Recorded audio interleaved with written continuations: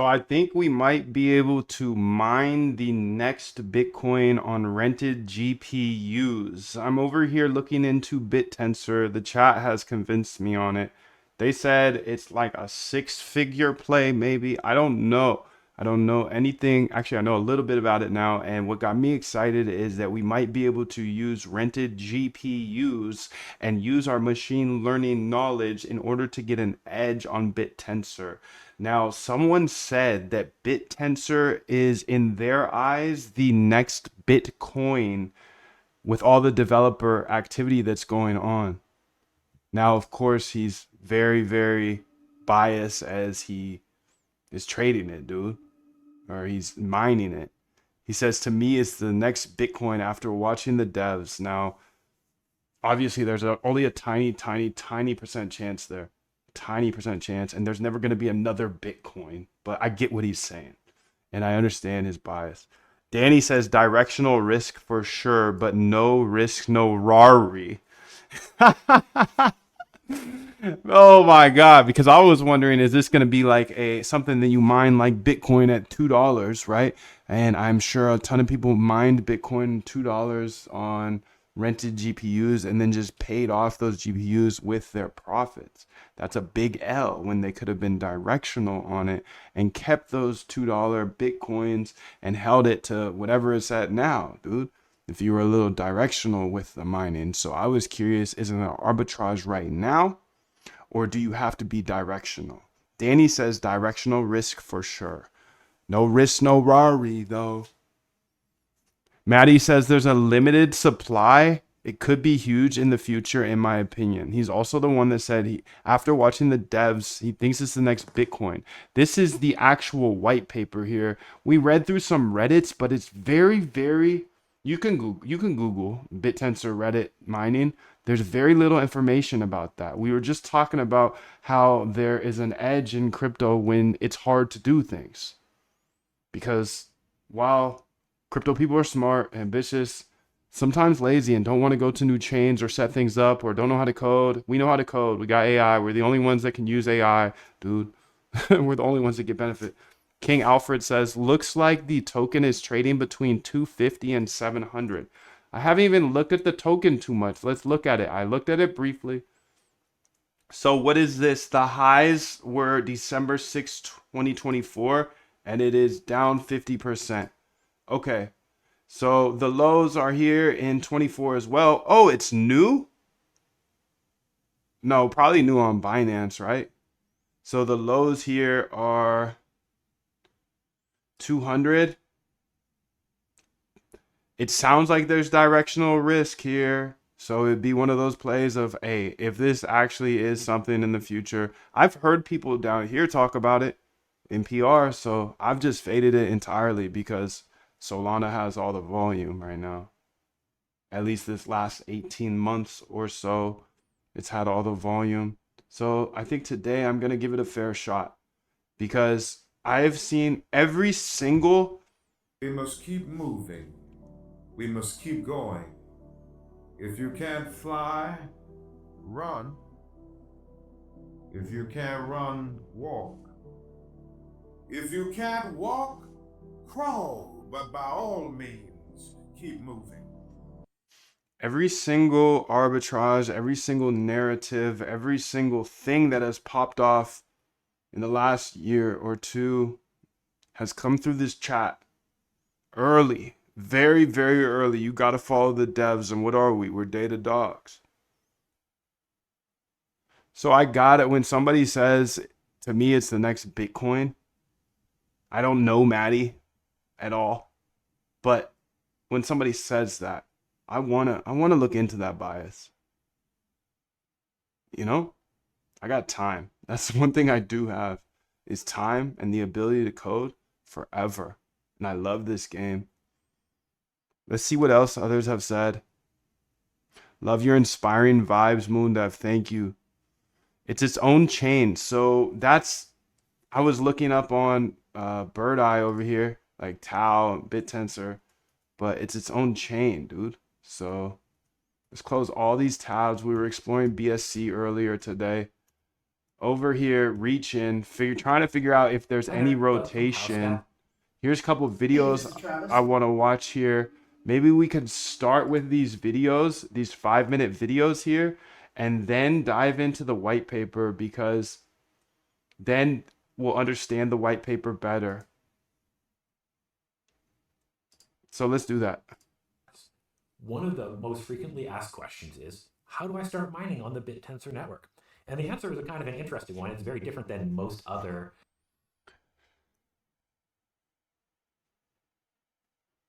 There's a tweet about subnet on Tau that uses 30 to 40% of the whole LLM mind share. It's either DeepSeek or OpenAI. Ask AI to read the white paper. I'm just gonna read the white paper. I ain't got time to read it yet, so I asked AI to summarize it real quick. Nice, dude. Yes, it's still early mining days for Tau. We'll see. I do want to see when was it launched because I see it Binance not that long ago. So it's called Tau here, BitTensor. Oh man, it's 7 billion market cap. Okay, so it's been around since back here in 2023. Okay, a couple years. Couple years late, Moon. Don't worry about it. Just a couple years late. Just a couple years. Blockchains is that you don't actually mine on BitTensor. The mining is done on the various subnets. And this image of a miner is actually created in subnet 19 by a miner. There are 32 subnets on BitTensor network. Each subnet is working on a machine learning problem or creating a digital commodity. As a result, they're all very, very different, and they all have very different requirements and different code for mining. So you don't actually, that's why I say you don't mine on BitTensor, you're actually mining on the subnets. Each one of the subnets has space for about 200 to 220 miners. That means that mining is also a competition. And if your miner has the lowest active key for a subnet, you're going to be deregistered when a new miner registers. So it's important to realize that not only is mining challenging in that you have to pick your subnet and then become an expert in that subnet, but it's also a competition against all the other miners. The way you pick which subnet to mine on is by doing some research. And at Taostats in our documentation, you can see a listing of all of the subnets. And for each one of the subnets, we'll have a link to the GitHub and a link to the hardware requirements for mining and validating on that subnet. The GitHub generally has a very good README that describes the steps that you need to do. It tells you a little bit about what the subnet is doing. And then it may also have links to other documentation so that to help you get started understanding what the subnet does and how the subnet works and how you can mine on that subnet.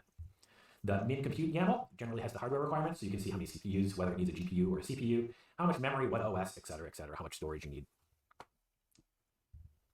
Another way to do some of this research is to get into the BitTensor Discord. You can see each one of the subnets has a channel. You can see when I took this screenshot, there was actually a release for subnet 1. So as you read through these messages, you can get some hints, some tricks. You can read about mining, where people are struggling. And then you can also look up at the pinned messages. That's generally where you will find the release notes, where you will find changes and things that the mods for this, the subnet owners have decided to share and have made important, so they'll pin them to the channel. Yo, why I got such ghetto internet out here, dude? 480? Why would you ever default me to that? Another way to learn about the subnet is to go to Taostats. And on the registration tab for the subnet, you can see how much it costs to register. You can Julius says BitTensor is just another ERC token. see that at this point for subnet 1, it's costing 0.05 tau. You can also see it changes over time. So maybe you're like, oh, this is a little high right now. I'll wait a few hours for the price to go down. That's fair. When you register a node on the subnet, you'll be granted an immunity period. And so that immunity period helps you go from 0 emission to a higher amount of emission so you don't get deregistered right away. You can see you can use the BitTensor command line. You can hit subnet hyperparameters. And for subnet 1, the immunity period is 4,096 blocks, which at 12 seconds a block is about 13.5 hours. Each subnet has a default miner that you can run. Now you can imagine with 200 plus miners running on a subnet, if everybody's using the default miner, you're not going to pull ahead. So everybody's modifying the miner, right? Everybody is making changes so that they're better than the other miners in the subnet. So you can try it with the default miner, but you might want to test it out and see what you can do to improve that miner so that you float to the top. Once you've tested out your miner, you've made your modifications, and you're ready to launch, you can use the again the BitTensor command line to register your hotkey, and you'll need a little bit of tau on the cold key to make that work. And now you're up and running. You'll want to track your incentive in the subnet metagraph. The incentive leads to emission, and then of course emission leads to the tau that you will earn. And as your emission grows, you can see. Hold up. And as your Daily 0.89. So he's making 400. a day, 400 a day, 416. And as your emission grows, you can see here in this chart, the orange miners all have immunity, and this blue guy right here is the lowest active key. So when somebody new registers, this guy's out. So you want to modify your miner so that when you come out of immunity, you're up here, or even ideally way up here. But you want to find your way up into this space where you're safe so that you don't get deregistered. And you can do the mathematics of like how long you need to stay active to pay for the registration costs and your machine costs and all of that. And you... Nah, dude, what did I just do here? He said that Ethereum has way more volume than BNB and others on CoinMarketCap. You're right, dude. Check out the USDC and USDT, though. Your own personal economics decide whether it's working for you or not. TauStats has a wealth of information about like how long you need to stay active to pay for the registration costs and your machine costs and all of that. And your own personal economics decide whether it's working. 364 here. Validators here. I just want to see how much they're making, dude. USD price.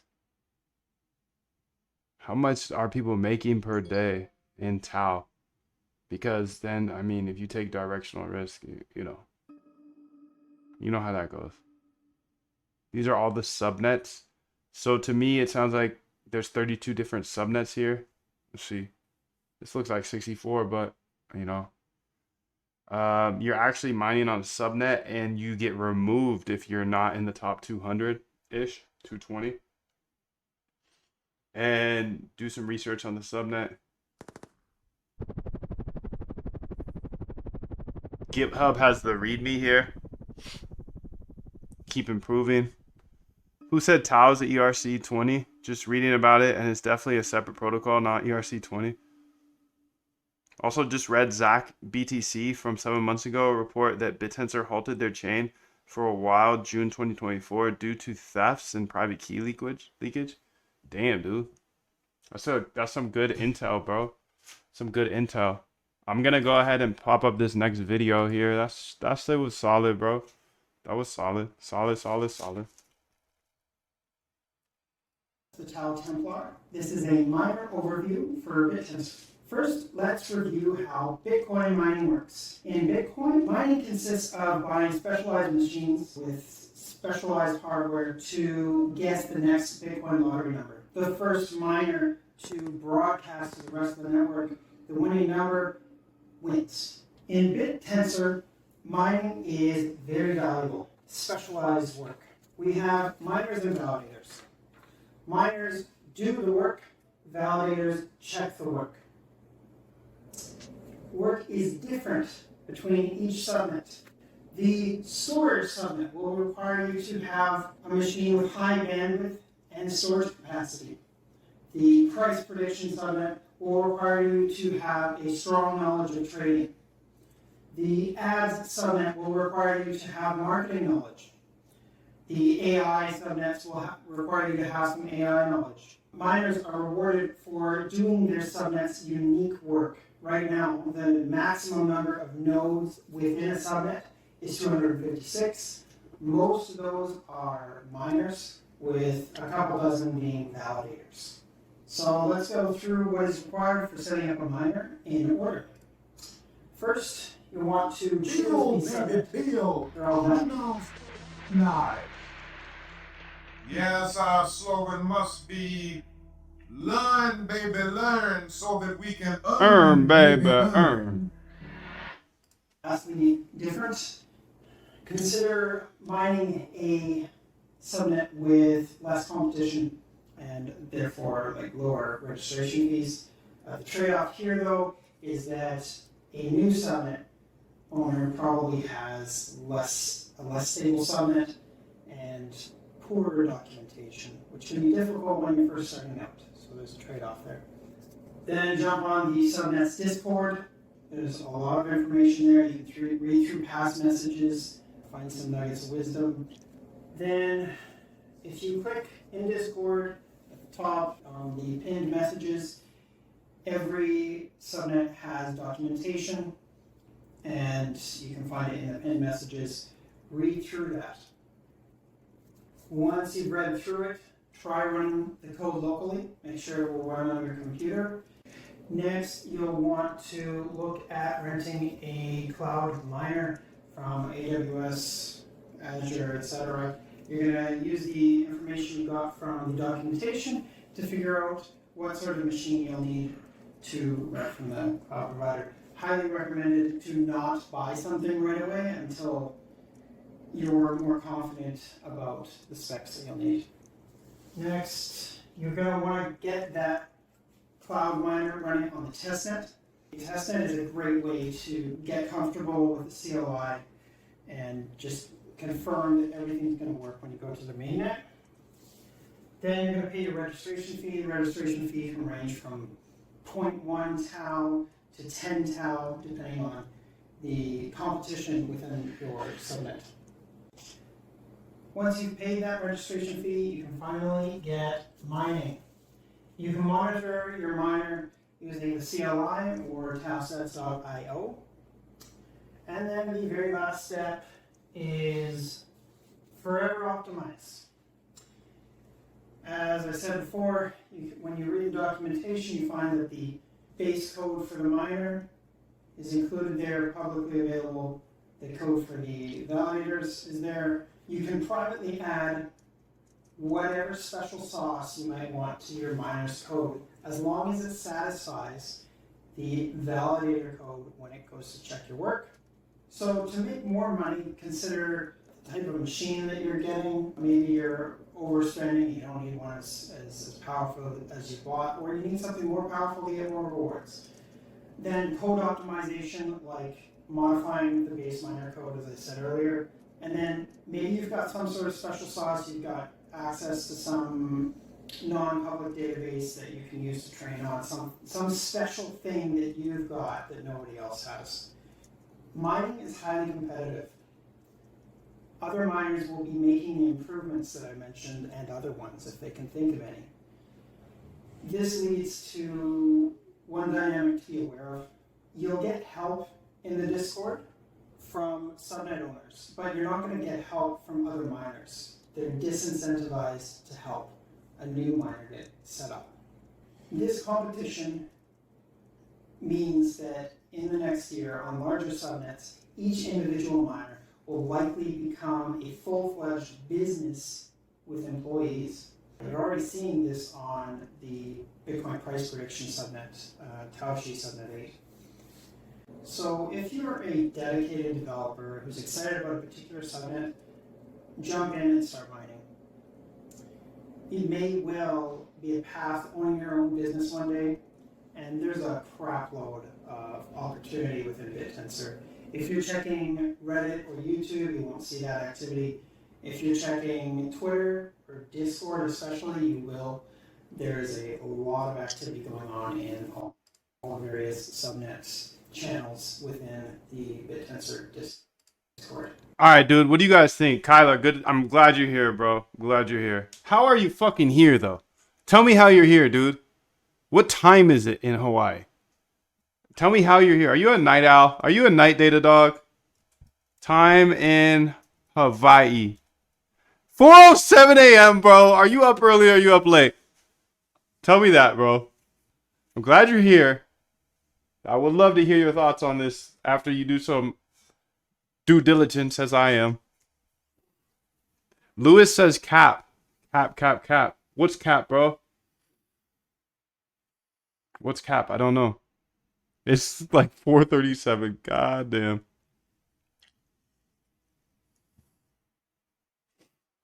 Okay, cool. You work nice. Good, man. I'm glad. I'm glad that we can lock in together here somehow. I work mornings, you work nights. Perfect. Locked. Locked with my Hawaii brother.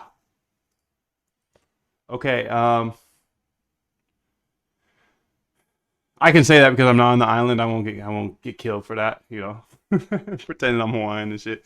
But scuba. Shoes ba, shoes. Anyways, I'm somewhat interested, but I don't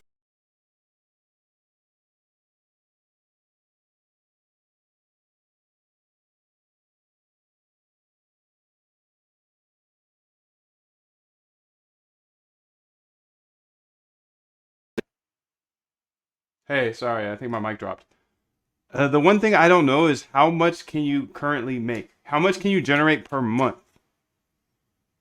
Is it like you can break even per month and then you take directional risk?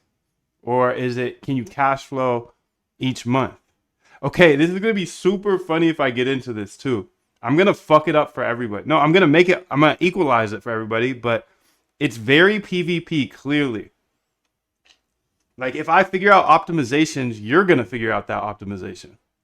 And then 100 other people are going to figure out that, or 20 other people are going to figure out that optimization because I do it live here. So I might be the most hated person on the whole BitTensor network, but you guys got to throw the 777s, dude. If I get up in there and I start building here, bro, you got to keep the vibe right because I'm going to uncover the secrets they don't want me to uncover. And it's all going to be on YouTube, dude. It would all be here. It would all be here because I believe code's a great equalizer and it's bigger than me making money, you making money. It's learning to code, number one, and seeing that, hey, you can actually turn code into generational change. I'm not going to say wealth because I'm not a financial advisor, bro. Read that, please. In case the boys are here, boys, this is my disclaimer, boys. All right? This is a disclaimer. I'm not a financial advisor. None of this is financial advice, dude. Just a degen here. And I try to use my newfound coding skills to get an edge. That's all I do around here. Now, this is a very PvP thing here, BitTensor. It sounds. I don't know what type of money it can generate. I know nothing about that. It sounds like you have to take directional risk here. It's like mining today with the thought that BitTensor is going to be way bigger later. But it's very PvP, meaning everything I find out, it's going to be shown here. So there's my edge gone. Boom. But if this gets 1,000 new people to code, dude, guess what? 1,000 new developers that use AI. AI is the biggest shift in the world, and it's only for coders right now. We're the only ones getting off with this AI, and we just got $500 billion from the U.S. government. So I don't know. I'm excited. I just don't know. I don't know anything about the money part of this, and obviously that's the biggest incentive. And I kind of like how competitive it is because it's kind of fun going into industries. Like I came into the algo trading industry, the most secretive industry in the world, and I showed everything. I busted it open. I busted it open for everybody. Now anybody in the world can go to youtube.com and type in Moondev. They can type in Moondev. You could go over here real quick. Go, if you want to automate your trading, you just go to Moondev. And then you could watch all my videos, dude. And I literally automated my trading here live on YouTube. You watched it from beginner, barely knowing how to code 3 years ago. I spent about a year probably coding, learning to code. And then I started to show you how to automate your trading because I was automating my trading. So that was almost a year ago, dude. Or, sorry, almost 3 years ago. I don't even know. Time is irrelevant, bro. March 3rd, 2022. So I learned how to code somewhere before this, like 6 months, a year. I don't know. Time is irrelevant. It was definitely all last cycle. Last cycle, I was not looking at charts. I was, but I was trying to like go from, yo, manual trader, let's automate this. So that was last cycle. I said, dude, it's so easy to round trip here in crypto. I'm leaving this cycle with something. So I bought a crib cash, not because I wanted to, but because I had to. 2 to 4, and now you're back at it again, 7 to 9. Look how much more training I have done by simply starting at 4. Right? And so now you do that, and as the years go on, the separation that you have with your competitors and your peers just grows larger and larger and larger and larger and larger. And by year 5 or 6, doesn't matter what kind of work they do in the summer, they're never going to catch up. They're never going to catch up, dude. They're never going to catch up, dude. So, yeah, if you want inside the Discord, the boot camp has closed. So you can't get into that, but you can get into the Discord. Here you go. I'll put the Discord link here if you guys are interested in this BitTensor stuff.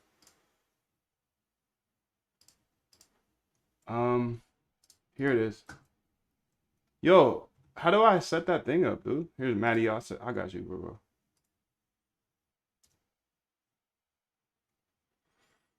Let's make just like a BitTensor chat. How about that? Chat archive. I should do it in the members area, but now the members area is closed, so that's awkward. I don't know. I'm not gonna make a BitTensor chat yet because I don't know how in I am yet. I'm still doing my due diligence. I haven't even read the white paper. Let's read it, dude. Okay, so this is the real ish right here. Nobody's gonna read the white paper except for me. Let's do this first, though. Chat GPT.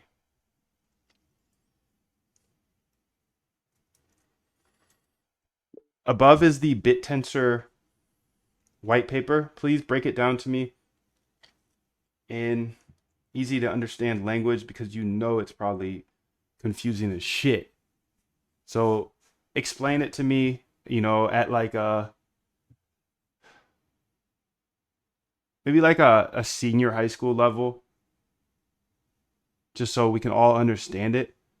And I will read the paper after, but I want you to walk me through it so I fully understand it. And then once I do read it, then I'll double understand it and I'll take notes and all that. But you're pretty much teaching me everything in the white paper now, and then I'll read it for real after.